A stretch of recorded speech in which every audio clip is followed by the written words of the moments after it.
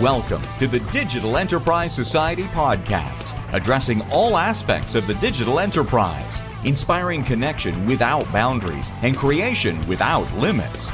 Thank you for tuning in. Here are your hosts, Thom Singer and Craig Brown. Hey everybody, guess what? This is another episode of the Digital Enterprise Society podcast. Thank you so much for picking this podcast, because there have been over 2.3 million podcasts started, and yet here we are every week together with you, because this is the show that was designed to be a resource for those who work in and around PLM. The Digital Enterprise Society is a forum for the exchange of ideas surrounding the tools, processes, and practices used across the product lifecycle. To learn more, visit digitalenterprisesociety.org. My name is Thom Singer, and I have the honor to co-host this show every week with Craig Brown. Craig is an industry veteran and former PLM leader at General Motors. Hey, Craig, here we are again. Hey, Tom. Good to hear your voice. Hey, you know what? It's time to do something different. And one of the things that's always on my mind are the aha moments as our industry changes things, right? And so one of the things you get to do in retirement is to think a bit about in my case, 45 years that you've been doing this, and ask yourself, what are those aha moments? So I thought it would be fun to have a bit of a discussion about that for a moment. And I encourage all of you out there listening, send us your aha moments, and we'll give you some examples here in a little bit. But it is amazing to me how these come back now and then, as you talk to different people in different situations, right? And it these pronouncements about that can't happen. Oh yeah, it will. just wait.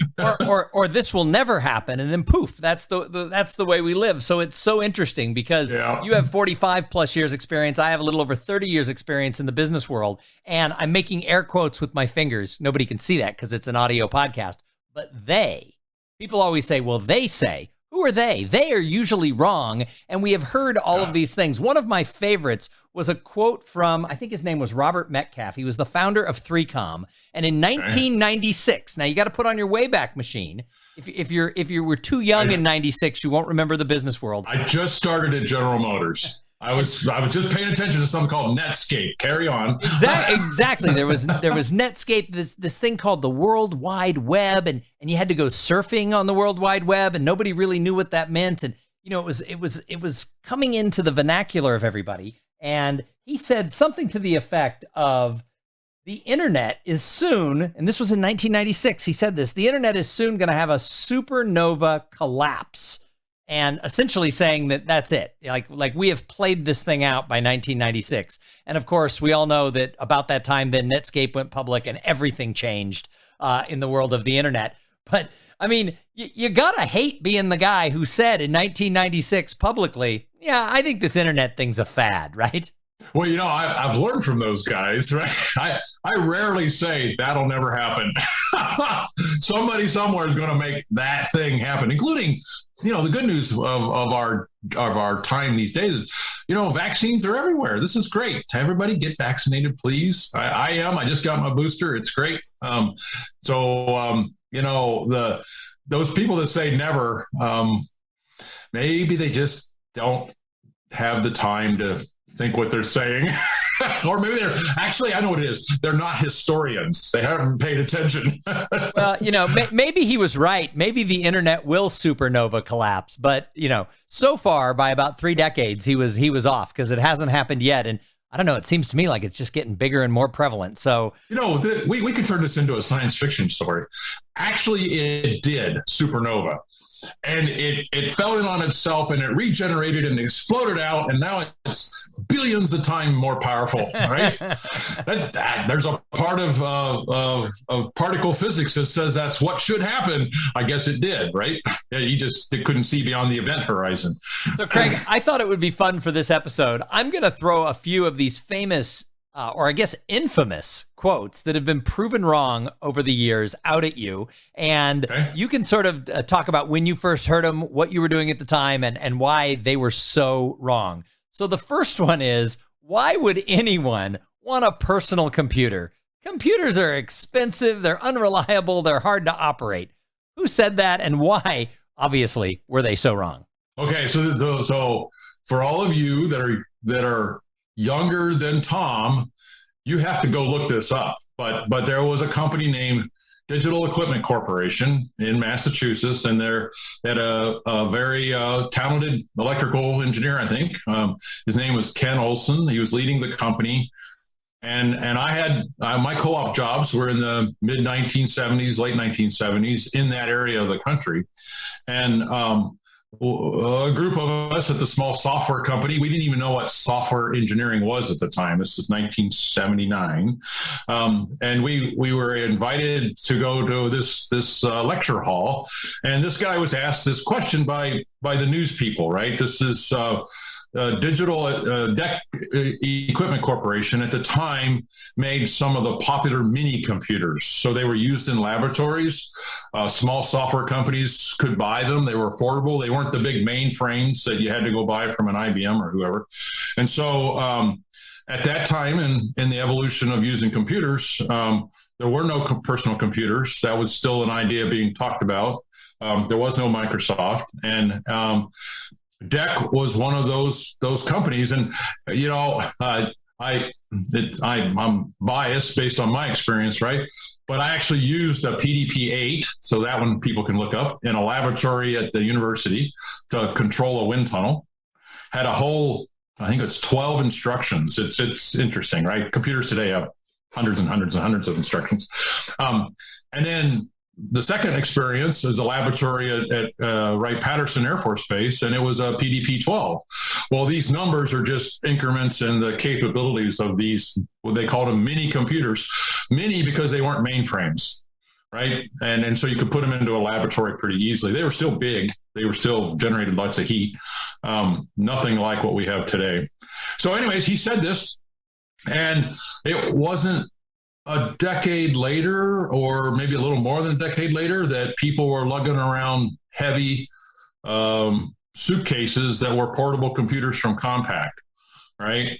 Interestingly enough, Compaq bought DEC, right? It's just an interesting journey. By the way, they've been bought by what is now part of HP Enterprises, I think, if you follow the legacy.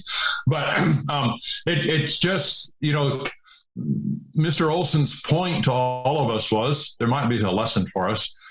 There are other things to do in life besides sit in front of a computer and work with simulations and work with what it might tell you. Yeah, he's right. But, without computers, we wouldn't have gotten to the moon and back either. So, this is all related.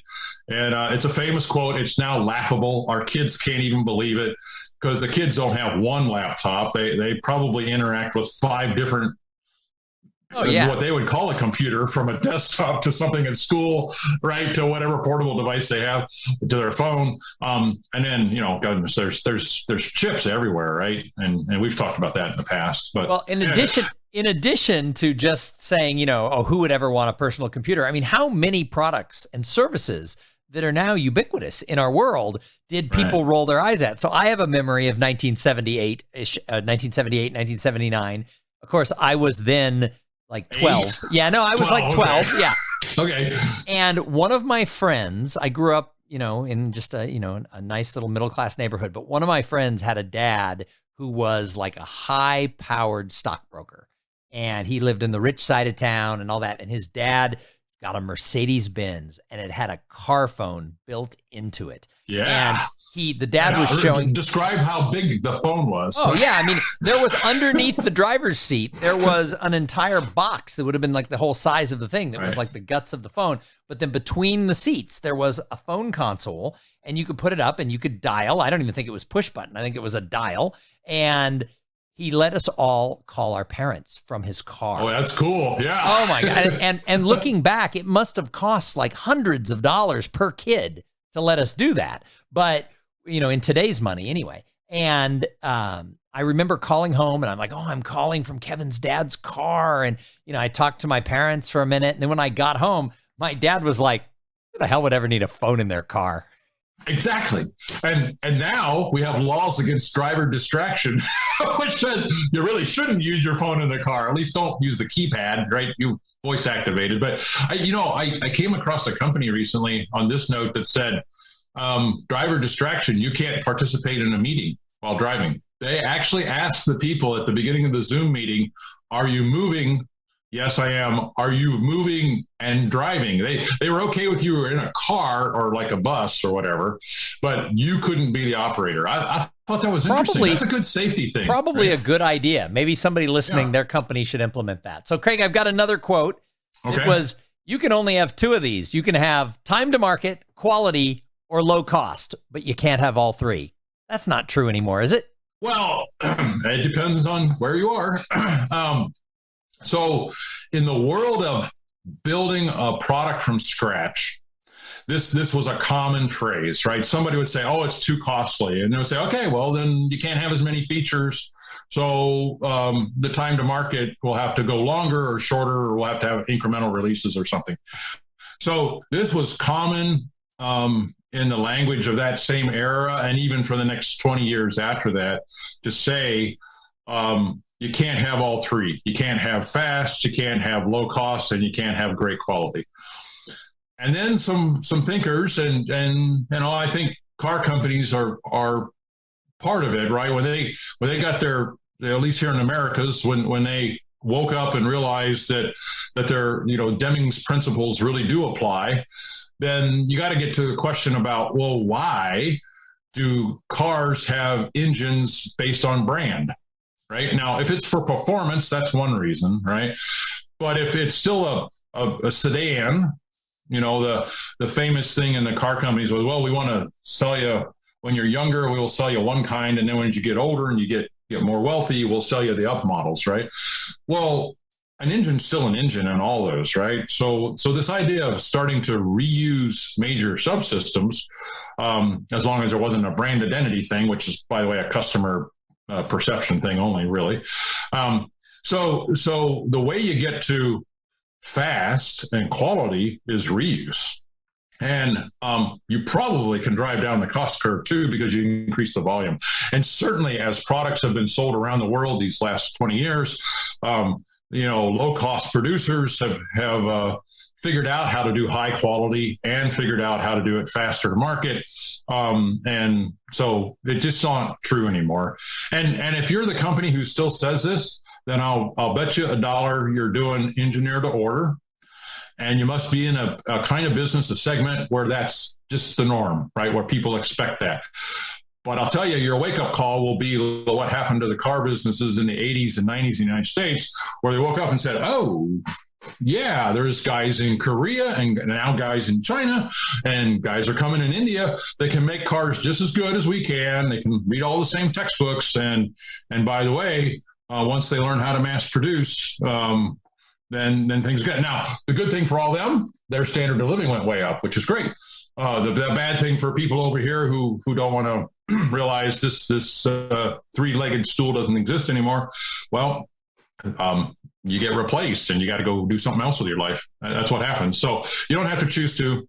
The winners choose all three, and they figure it out, right? Nice. So here's another quote that goes back to the 80s and the 90s, and that is, whoever releases first is going to set the interface standards. All others that follow have to adapt to that. I don't think that's true anymore. Well, so this is an engineer lesson learned. So I first experienced this in the aerospace defense industry. I was only out of school maybe 6 or 8 years, and there was a problem. We were working on a program that we can't talk too much about, but there were computers, avionics, flight control computers, and weapons systems that weren't cooperating. And I had the great experience of working on site at one of the big defense contractors, and the gentleman who took me under his wing. So I was reviewing, right? I was called an independent reviewer, so it was kind of a quality assurance job. But he took me under his wing and he said, oh, you can fix this problem this way. And we were talking about communications on a data bus, right? And this is 1980 something or other. And he showed me the trick, right? And basically we reprogrammed at a really low level, it's called microcode, we reprogrammed the way the I/O processors worked communicating, and we made it work. So we could continue the flight test of this particular system. It was an airborne system, because we made these computers work together. The people that followed the standard, followed the specification, and in fact were the prime contractors, were livid because this enabled the subprime, the if you will, the tier one, we would call them in the car business, to get by their quality approval, even though they are the ones that didn't follow the standard. So the point was, I've experienced this now. Fast forward 10 years, I'm now playing in the car business, and I'm on a road trip, a cold road trip, by the way. It was up north in Michigan. And the guy with the radio system says, "Oh, I can't change because I've already released my part. You guys at Powertrain and a body computer that I was working on, and this is 1994, everybody, so we had like 6 computers at the time. You're going to have to change because I'm already released. And everybody knows that if I have to re-release, it costs more money. So you have to So here was a guy, he's an arrogant cuss, and he basically knew how the system worked. The system worked. If you released your part for production first, everybody else had to follow you. Okay, so what does this mean? Well, this is how industries fail, because in both cases, a lack of agility, a lack of flexibility, gaming the system to get your way so that you look like you're the king because you released first. It's all the wrong metrics. And so this is what I learned, right? It's not whoever releases first. It's whoever releases a complete working system or is a part of the team. It does take a team to release the system. So this whole notion that I get done first, you have to adapt to me because I'm already cast in concrete and I can't change. If you run into people like that in your career, go find another team. I mean, go find another products company because they don't last, by the way. So it's just interesting. It's not true. You should have standards. I'm not arguing against standards, but you should have standards and you should follow them, right? Not who releases first, right?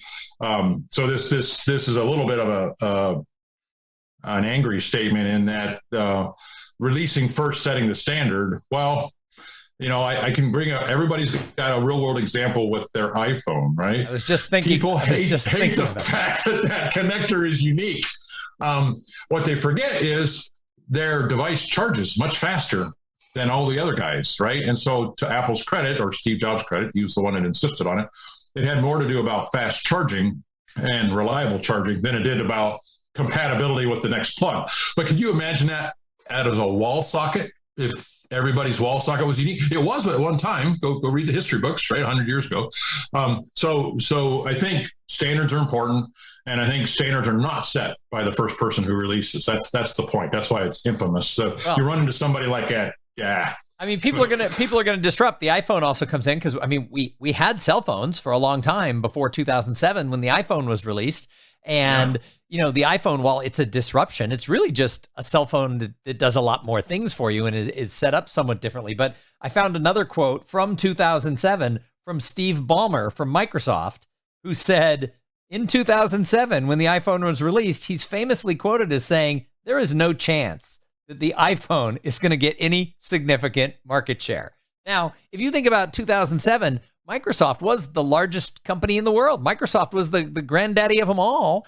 And Steve Ballmer, who was CEO at the time, was like, yeah, this isn't going to get any traction. So it is interesting that these really smart people, the air quotes, they are wrong all the time.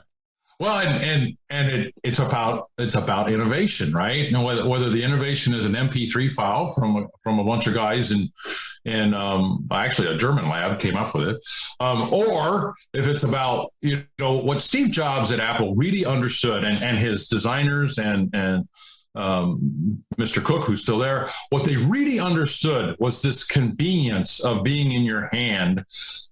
That's what really mattered, and put all the devices there, from a camera to a GPS device to that. They even disrupted themselves. They built the iPod. You got to go to a museum to see an iPod now, right? A music playing device that fits in your hand. So you could still do music playing in your hand, but it no longer uses a disk drive in the device. It uses the cloud and the connection to the network, right? So I hadn't actually thought about that. How many different devices? Like I was a photographer, so I always had a couple of different cameras, and I had an iPod, and then you had all the different things that the apps would take care of for you. I mean, I use the scanner app to sign all my contracts and things like that, right. and everything is in that phone. And yet, 2007 was only like a blip ago when we would have needed dozens of different devices for what we use that phone for. Yeah. So let's go down there for a second. So if that's true, how come we got a chip shortage? Because it's all on one device. It's not in a scanner and a camera, whatever. There's other reasons. There's like 3 billion people on the other side of the planet. That might be why we have chip shortage. But anyways, so there's a couple more quotes. We only have a few more minutes. There's a couple more quotes, and this one has sort of a two-edged thing. So for a long time, everybody said, well, we never could live without face-to-face. Everyone has to come into the office. Then we had the pandemic, and everybody went the other way, and all of a sudden, everyone was saying, we'll never come back to the office again. There'll never be live events again. And yet, all of a sudden, people are itching to get back into the office, and they're itching to get back. So what is it? Can we not live without face-to-face, or can we live without face-to-face? And again, it helps being retired. You get time to go read stuff. But the societies that have lasted the longest, the societies that have prospered, are the ones that figure out the right way, the best way for these social interactions to occur, whether that be a festival or a celebration or a religious ceremony or whatever, right? And in business, the business of engineering, which is what we talk about, but in business, the power of getting together, of getting to know each other, of spending that time, there's a certain set of things that starts happening. I can remember fondly the relationships with people that I didn't know, except that we were engineering products together, right? But then as I got to know them, they opened my mind up to other avenues of how to solve problems and how to do engineering. And so I think it's that sparking, the catalyst, the way we work with each other that happens when humans get together. Now, do we have to get together for everything? Well, certainly not a status meeting, and they can be made shorter, right? So we have, amazingly, through this pandemic, a lot of businesses have not suffered the way we thought they were going to 18 months ago, right? All kinds of industries. And we actually, at SimData, so this is the other thing I do part-time, about, we worked with a company named Altair and did a survey on this question, right? We were talking about simulation technologies, but we also wanted the impact of the pandemic. A year ago, so the end of 2020, we asked the question, okay, given the remote working and the success you've had, what do you think it'll be when you return to work? And we had something like 28% of the people said, well, we might mostly work from home and go back to the office somewhat. We redid the survey this year. So 12 months later, I was amazed. That number went to 58%, mostly work from home. Now, we're a narrow niche, right? It's not all digital people. In fact, it's the digital people that do simulation and AI, okay? But it was interesting that it almost doubled. And in fact, what we found out in the survey, we got about 550 respondents. What we found out in the survey was the people also, their companies were forming a policy. So this just wasn't a convenience thing anymore. This was you're more productive working at your comfortable place at your home, stop commuting if you're in a city. And so policy, and it was around 10% of the survey participants said that an active policy had been formed. Now, I find this interesting because it was, a year before the pandemic, where companies like Yahoo were saying, we've been remote too long, get everybody back in the office. There's synergies not occurring that need to occur, and so on. I personally think that was a desperate attempt at trying something else that turned out the pandemic got in the way. But I think humans, we're better when we work together, but we might really get selective about how we get together. I mean, for what purpose, right? Brainstorming, probably. Status meetings, I don't think you need it. You can just do it however you want to get connected, but don't do it while you're driving. Right? I mean, I definitely think that there's exceptions to all these rules, but I'm starting to see people who thought their companies were going to be fully remote. The companies are starting already to be like, well, 2 or 3 days a week in the office.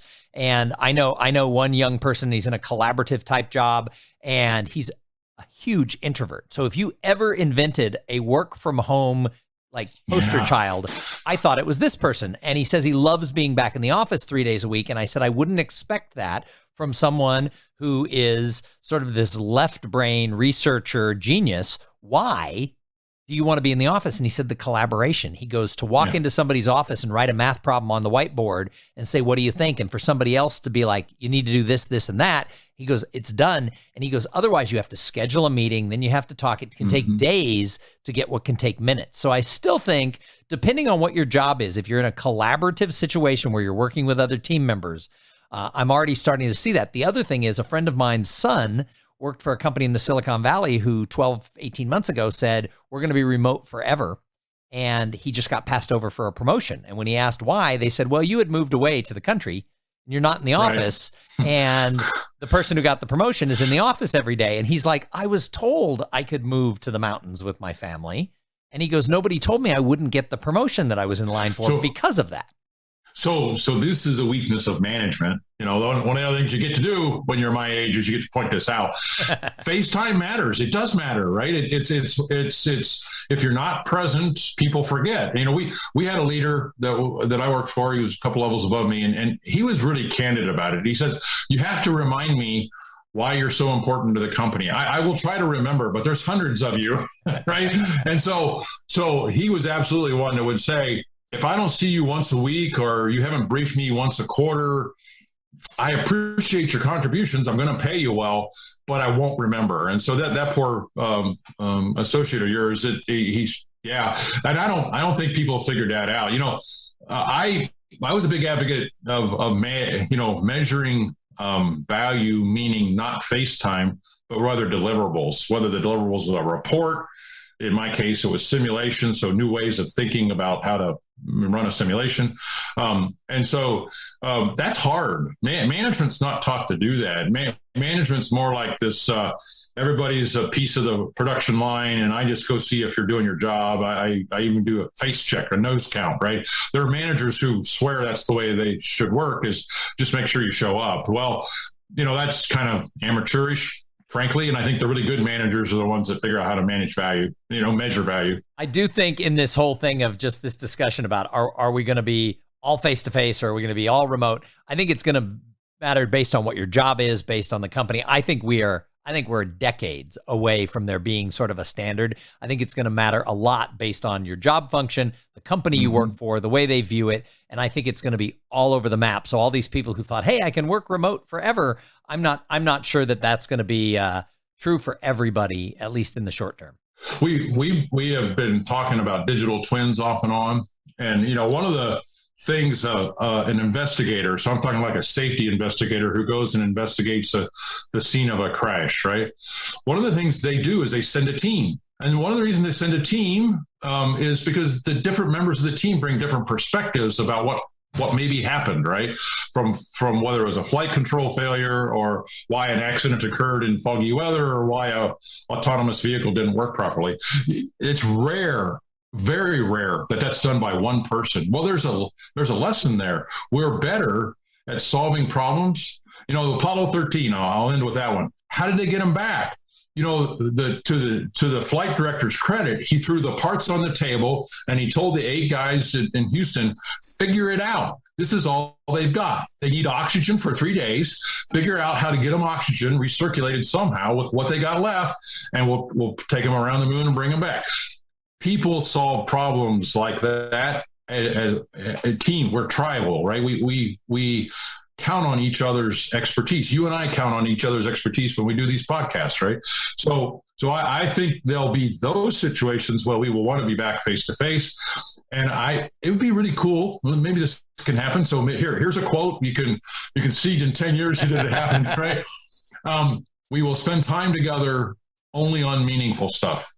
Ooh, I like that. And what I mean about that is either helping each other if we need somebody to talk to, or solving problems that are important for society to get fixed. That would be cool. So right? my example along that you just triggered in my mind is there's a lot of people who say, oh, because of all of this, these digital tools that we have and all this digitalization, their attention span has gotten shorter. But actually, you have friends, and you've probably done it, who've binge watched something on Netflix, like 5 seasons worth over the course of a weekend. Well, if you only had a 7-second attention span, you couldn't watch 8 seasons of Game of Thrones in 4 days. So what I've discovered is it's not that our attention spans are shorter, it's our attention spans for things that are crap are much shorter. So I think the same thing is true. I think the same thing is true with what you just said about face-to-face, whether it's a conference or whether it's who's in the office, is our attention span for wasted time is going to go away, but we're going to need to be together for those big collaborations and those big human-to-human things. This is the thing I miss about not being in front of a live audience when I'm giving a speech or a presentation. I can tell looking around at the body language if I've lost the attention. And if I've lost it, it doesn't matter what I say. So the lesson is keep people attentive. Keep that body language makes you aware. Are you connecting with them, or is it just wasted time? All right, everybody. We had more quotes. We didn't get to them all because Craig and I have too much fun talking about things like this, but I'm going to end. Wait. Okay. We got to ask you, Thom, what's your most famous quote proven wrong? What comes to mind? So when we were doing the research for this and coming up with the quotes, I ran across one I loved because it comes from the year I was born. It comes from 1966 in Time magazine. And they were talking about shopping and how people buy things. And they basically said in Time magazine in 1966 that remote shopping, while extremely feasible, will totally flop. Now, I want you to think about that. That was wrong. Amazon now is like a $200 billion in sales. It's like, no, it did not flop. Remote shopping has become a thing. Now, that also took 55 years to get there in its path. But I think that's a good example of what we're talking about is absolutes. We should be very careful when we're making absolutes. If nothing else, absolutes are not. They're just not. Absolutely.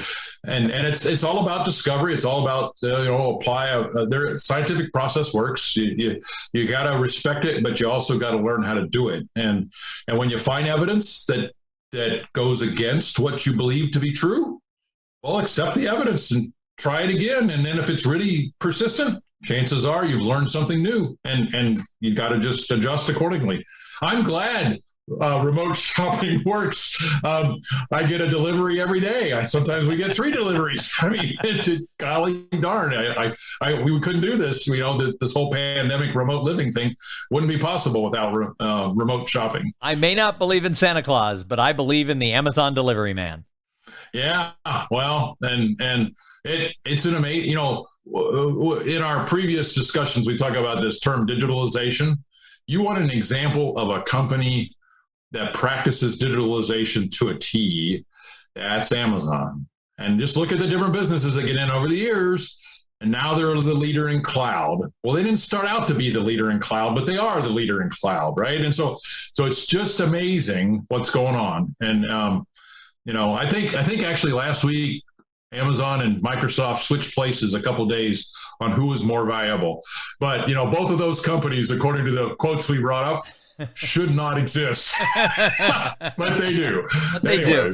And I'm glad they do. So, Craig, this actually was a lot of fun. I'm glad that you had this idea to talk about this. We didn't get to all the quotes. Maybe we can do this again someday with 5 or 6 more quotes that prove to be totally wrong. And you guys listening? Well, if you've got your favorite, send it to us. We'll talk about it. Awesome. How about that? Awesome. And please, along the way, make sure that you join us every single week here for more thoughts, ideas, and information in and around your career in product lifecycle management. And remember this, the Digital Enterprise Society, it is the place for the exchange of ideas around digital manufacturing tools. Go check us out at digitalenterprisesociety.org. You've been listening to the Digital Enterprise Society podcast. Learn more about what you've heard here today at digitalenterprisesociety.org. Join us again next week for more connection without boundaries and creation without limits.